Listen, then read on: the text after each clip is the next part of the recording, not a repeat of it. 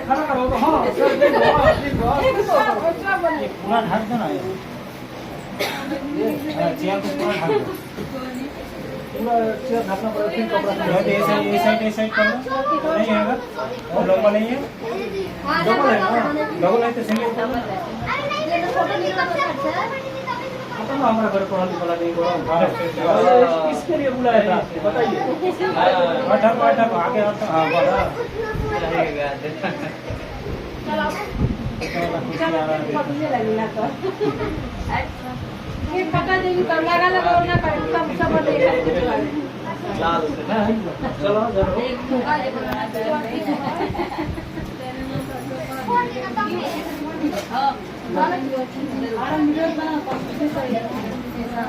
photo खींच लो mobile number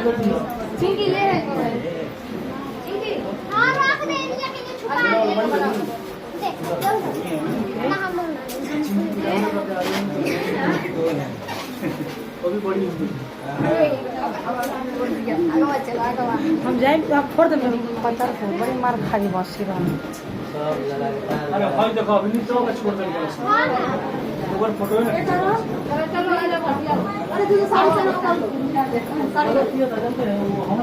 है ना दिखाई ना ताकि ना